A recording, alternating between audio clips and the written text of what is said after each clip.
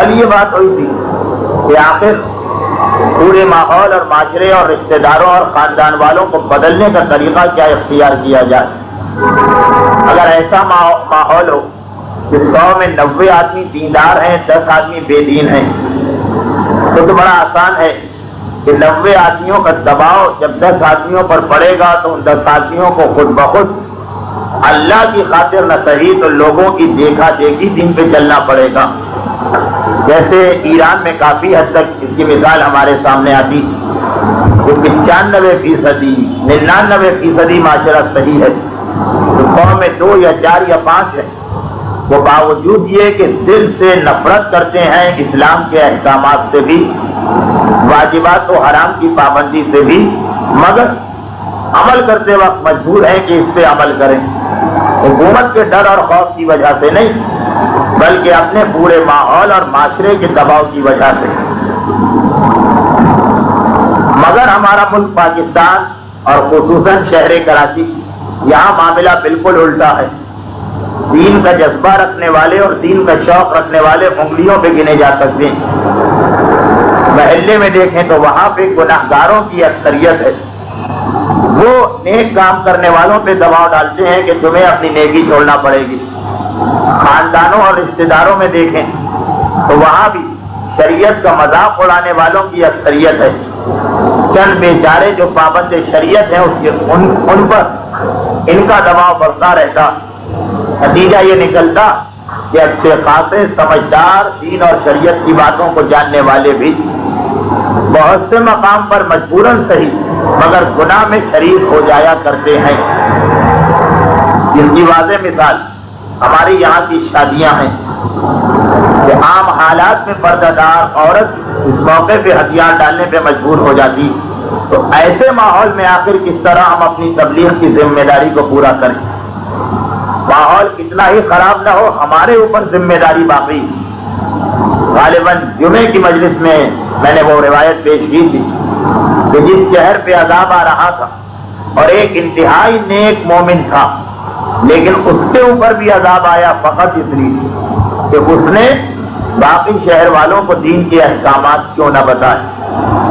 تو پتہ چلا کہ خدا کے یہاں یہ اصول نہیں چلتا کہ ہم کہیں کہ خدا بندہ اگر ہماری بات ماننے والے اور سننے والے لوگ زیادہ ہوتے، ہماری اکثریت ہوتی تو ہم معاشرے کے اندر ایک انقلاب لاتے، ایک تبدیلی لاتے اور معاشرے میں گناہگاروں کو روکتے۔ پروردگارہ ہم تو خود اقلیت میں تھے، ہماری تو خود تعداد اتنی کم تھی کہ ہم سے خود دین پہ عمل نہیں ہو پا رہا تھا۔ یہ بہانہ خدا کے یہاں نہیں چلتا۔ دین کی ذمہ داری پوری کرنا ہے، چاہے لاکھوں میں تم اکیلے ہی کیوں نہ ہو۔ یہ تمہارا فریضہ ہے کہ تم اپنی حد تک یہاں جتنا ممکن ہو سکے لوگوں کے کان تک یہ پیغام پہنچا دو۔ یہی وجہ کہ جب یزید کی حکومت کو دیکھ اکثریت یزید کو خلیفۃ المسلمین اور امیر المومنین اور نائب رسول رب العالمین مان رہی تھی، اس وقت بھی امام مظلوم نے کہا کہ نہیں، میرا اپنا فریضہ ہے، مجھے گھر سے نکل کے میدان میں آنا ہے۔ تعداد زیادہ ہو تب تو دین کا کام ہر آدمی کر سکتا، مومن کا اصل امتحان اس وقت ہے کہ زیادہ انسان آپ کا مذاق اڑانے والے ہیں اور پھر بھی آپ کو دین کا کام کرنا، پھر آخر اس کا طریقہ کیا اختیار کیا جائے؟ ایسا تو نہیں ہے کہ اللہ ایک حکم دے دے اور اس کا طریقہ نہ بتائے۔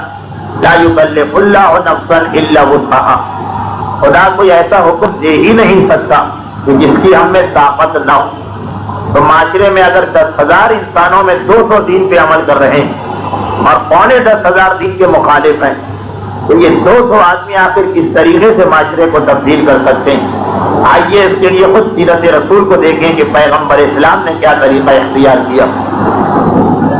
تاریخ کہتی ہے کہ پیغمبر اسلام نے جب تبلیغ کا سلسلہ شروع کیا تو پھر کیا وجہ کہ مکے والے ایسے مخالف، مدینے والے ایسے دوست جبکہ عقیدہ ایک ہی ہے، مذہب ایک ہی ہے، نظریہ ایک ہی ہے۔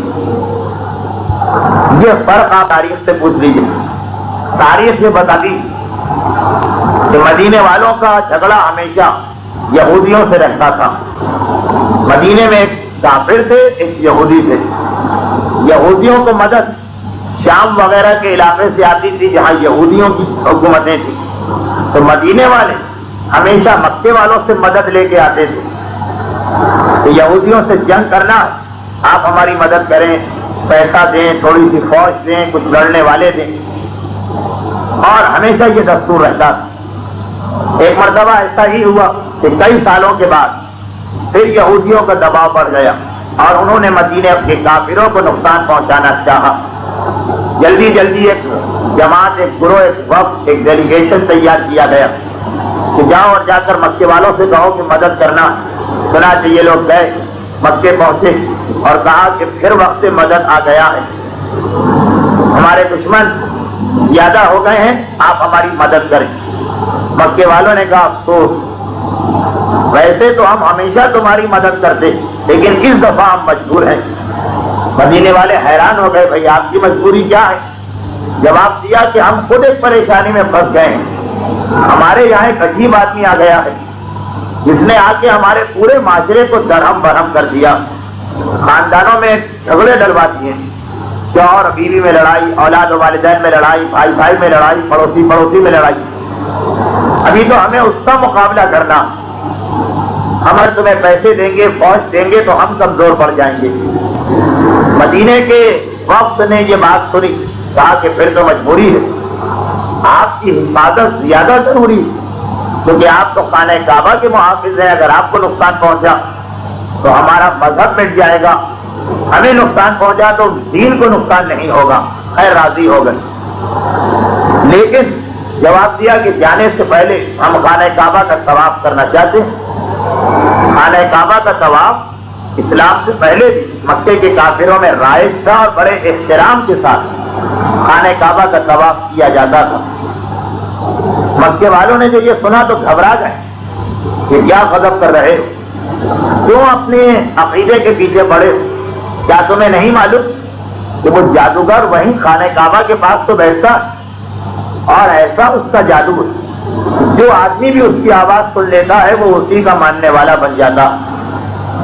خانہ کعبہ کے طواف کے لیے نہ جاؤ ورنہ تمہارا عقیدہ ختم ہو کے رہ جائے گا۔ یہ جو سنا مدینے والوں نے گھبرا کے کہا مگر یہ کیسے ممکن ہے کہ مکے آئیں اور بغیر طواف سے چلے جائیں، اور آج کل تو ویسے بھی ہمیں ضرورت ہے طواف کی، ہماری قوم مصیبت میں ہے، وقت دعا۔ تو مکے والوں کو بھی معلوم ہے کہ ایسے تو کسی کو روکنا بڑا مشکل ہے، یہ کیسے ممکن ہے کہ ایک آدمی کربلا جائے اور امام مظلوم کے روضے کی زیارت نہ کرے، نجف جائے اور مولا کائنات کے روضے کی زیارت نہ کرے، مدینے جائے اور جنت البقیع کی زیارت نہ کرے، کیسے ممکن ہے؟ تو ویسے ہی مکے کے کافروں کا مسئلہ، مدینے کے مشرکوں کا مسئلہ کہ یہاں تک آ گئے ہیں اور بغیر کعبے کے 360 بتوں کو دیکھے واپس چلے جائیں۔ مکے والوں نے جب دیکھا کہ ان کا اصرار بہت بڑھ گیا تو کہا اچھا پھر ایک طریقہ ہے، وعدہ کرو کہ ہماری بات مانو گے۔ کہا کہ ہاں ہاں آپ تو ہماری بھلائی کی بات بتائیں گے۔ جواب دیا کہ یہ روئی لے لو، اپنے کانوں میں روئی رکھ کے جاؤ، کانوں کو مکمل بند کر لینا، کسی کی آواز کان میں نہ آنے پائے، اور دیکھو بس طواف کر کے بتوں کی زیارت کر کے دعا مانگ کے فوراً واپس آ جانا، لوگوں سے بات چیت کرنے کے چکر میں نہ لگنا ورنہ کوئی تمہیں بہکا دے گا۔ اور یہ خود جملہ بتا رہا کہ مکے میں بھی رسول خدا نے تبلیغ کا کیا نظام قائم کیا تھا۔ مکے کا نظام یہ تھا کہ پیغمبر اسلام چند مسلمانوں کو یہ ذمہ داری دے چکے ہیں کہ تم اپنے اپنے خاندان میں پھیل جاؤ اور تم تبلیغ کرو۔ پیغمبر کی موجودگی میں یہ حکم دیا گیا کہ تم تبلیغ کرو، کیونکہ بہت سے ایسے لوگ ہیں جو رسول کا نام سن کر ہی گھبرا جاتے ہیں اور کہتے ہیں کہ نہیں ان کی بات تو ہم کو نہیں ماننا۔ میں اگر اپنی مثال دے دوں تو کہیں یہ تکبر و غرور کا مرحلہ نہ آ جائے کہ آپ نے دیکھا ہوگا کہ اس ماحول اور معاشرے بہت سے ایسے لوگ ہیں جن کو اگر کوئی اور آدمی دین کی بات بتائے تو وہ شاید مان لیں، لیکن اگر ان کو پتا چل جائے میرا نام کہ یہ فلاں صاحب یہ بات بتا رہے ہیں تو ایک چڑ پیدا ہو جاتی ہے کہ ان کی بات کو نہیں ماننا، ان کی مجلس میں تو نہیں جانا، ان کے بتائے ہوئے مسئلے پہ تو عمل نہیں کرنا۔ ان کے درس میں تو ہر بات غلط ہوتی ہے، یہ کہہ رہے ہیں تو غلط ہے۔ اس کے مقابلے میں ایک عام مومن یا ایک عام مومنہ اس آدمی کو آسانی سے قائل کر سکتے ہیں۔ تو پیغمبر کے زمانے میں بھی یہی بات تھی، مکے کے کافروں نے رسول خدا کی شخصیت کو اتنا بدنام کر دیا ہے، الزام لگا کے کہ اچھے خاصے لوگ جو اسلام سے کوئی دشمنی نہیں رکھتے تھے، مسلمان آسانی سے ہو جاتے، لیکن اگر پیغمبر ان سے کہتے تو کبھی نہ مانتے اور وہ چڑ جاتے کہ اب تو ہم کو اسلام لانا نہیں۔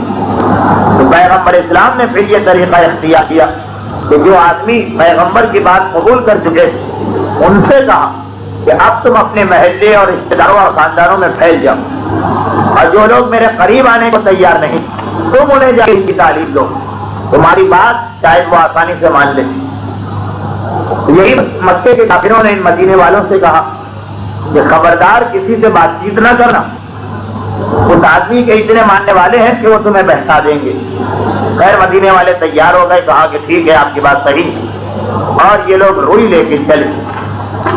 ابو جہل کے مکان سے خانہ کعبہ جانا، ابو جہل کے مکان میں یہ میٹنگ ہوئی تھی۔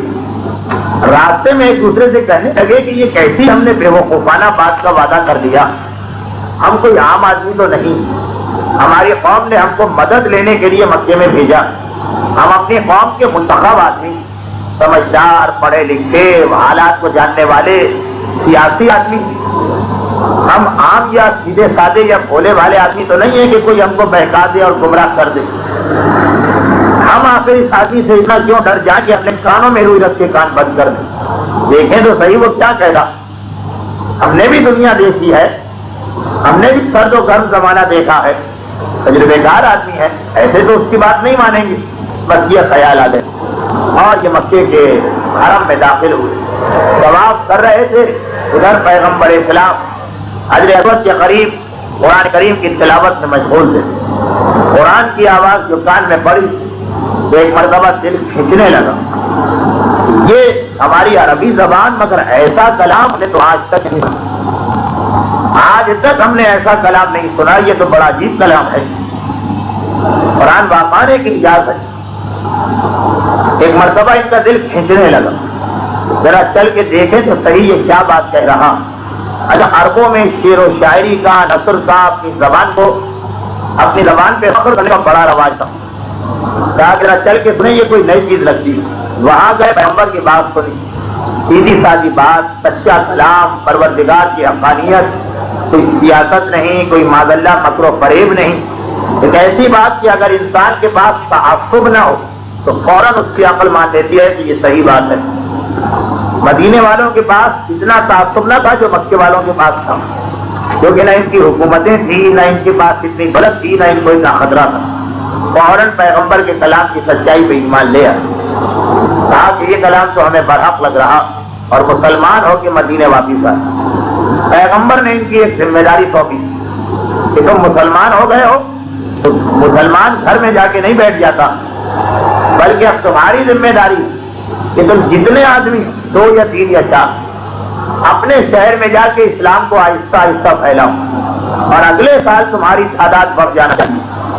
چنانچہ تاریخ کہتی ہے کہ اگلے سال مدینے والے پھر آئے، مگر اب ڈر لگ رہا تھا کہ اگر ہم ویسے ہی آ گئے تو مکے کے کافروں کے کان کھڑے ہو جائیں گے۔ یہ کیا بات ہے، مدینے والے ویسے تو کبھی نہیں آتے، نہ سال میں 2 دفعہ آنے لگے، انہوں نے مجبوراً حج کا موقع استعمال کیا۔ اسلام سے پہلے بھی حج تو ہوتا تھا، حج میں تو سارے عرب کے لوگ آتے تھے، کوئی کسی پہ شک ہی نہیں کرتا۔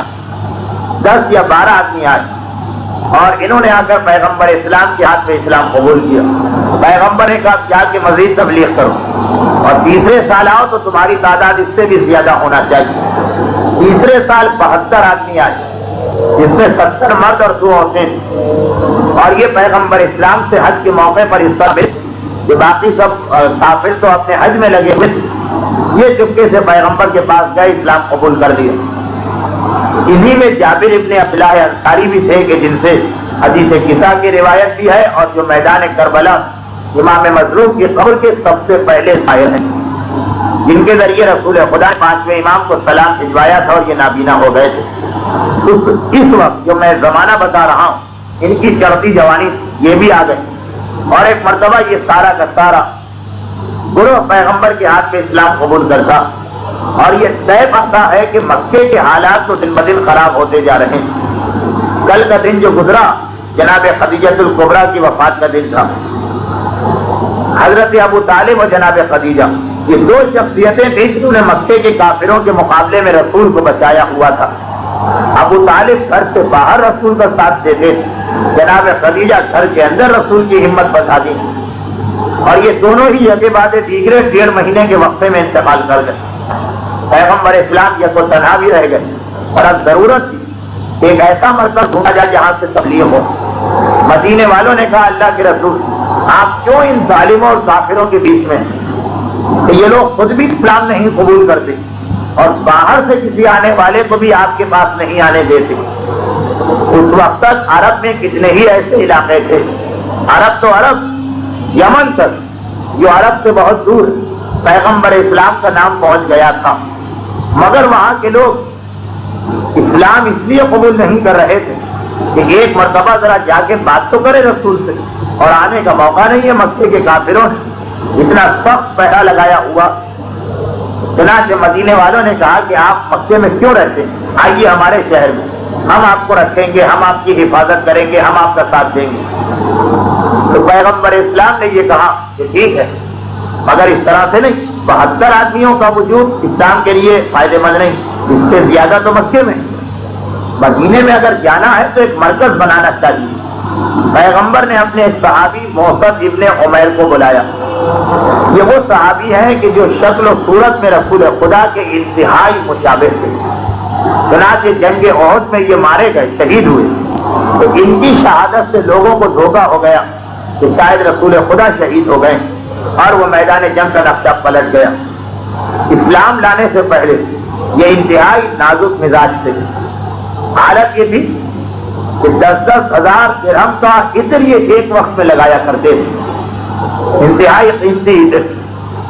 اتنا ان کو لباس کا شوق تھا کہ جو جوڑا ایک دفعہ پہنتے تھے دوبارہ کبھی ان کے جسم پہ نظر نہیں آتا تھا، مگر اسلام لانے کے بعد تو ساری زندگی بدل گئی۔ چنانچہ جب میدان احد میں ان کا لاشا ملا تو اس وقت وہ چھوٹا سا کرتا ان کے جسم پہ تھا کہ جو ان کے گھٹنے تک کو چھپا رہا تھا، اور مسلمانوں کی آنکھوں میں آنسو آ گئے۔ اسلام سے پہلے اتنی دولت رکھنے والا اور ایسا نازک مزاج، اسلام کے بعد اس نے اپنے آپ کو کتنا بدل دیا۔ پیغمبر نے ان کو بلایا اور بلا کے کہا کہ تمہاری ایک بڑی اہم ذمہ داری ہے، مدینے کے لوگ اسلام قبول کر چکے لیکن ان کی تعداد کم ہے، اکثریت تو کافر، جاؤ اور جا کر مدینے میں صحیح انقلاب لاؤ۔ اور پیغمبر نے موصب کو خاص ذمہ داری پہ مدینے بھیجا۔ موصب ابن عمیر مدینے میں آ گئے اور وہاں کے حالات دیکھنے کے بعد ایک طریقہ اختیار کیا۔ علماء اسلام کہتے ہیں کہ پیغمبر اسلام اور امام معصوم کے بعد اسلام پر جن لوگوں کا سب سے بڑا احسان ہے اس میں ایک موصب ابن عمیر بھی شامل ہیں، جن کی وجہ سے اسلام کو اتنا موقع ملا اتنے جلدی تبلیغ کا۔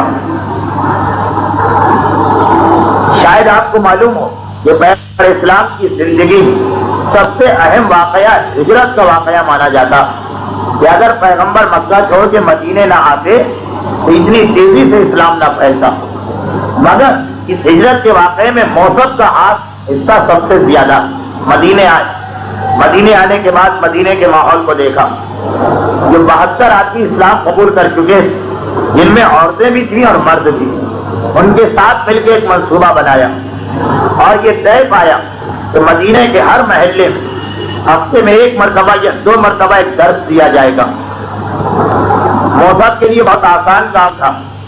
ایک طریقہ تو یہ ہوتا کہ جلسے کیے جائیں، جلوس کیے جائیں، نعرے لگائے جائیں، ہنگامہ کیا جائے، اتنا شور مچایا جائے کہ سارا شہر چونک اٹھے کہ یہ کیا ہو رہا۔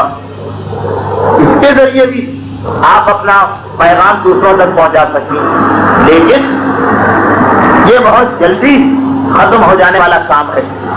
آدمی کو ہمیشہ ہنگامے کے ذریعے دین کی طرف نہیں لا سکتے۔ ایک کام موصب نے کیا کہ نہیں، یہ جلسے جلوس نعرہ بازی کا وقت نہیں، آہستہ آہستہ کام کرنا، محلے محلے میں درسوں کا انتظام ہوگا۔ اور یہ جو 72 آدمی اسلام قبول کر چکے ہیں یہ سب ایک خاندان کے نہیں تھے، ہر قبیلے کا ایک ایک دو آدمی آئے تھے، کیونکہ جو سب سے پہلا وفد مکے گیا تھا مدد لے، اسی میں الگ الگ قبیلے کے آدمیوں کو شامل کیا گیا تھا تاکہ سب کی نمائندگی ہو جائے، اور ان میں سے ہر ایک نے اپنے اپنے قبیلے میں اسلام پھیلایا۔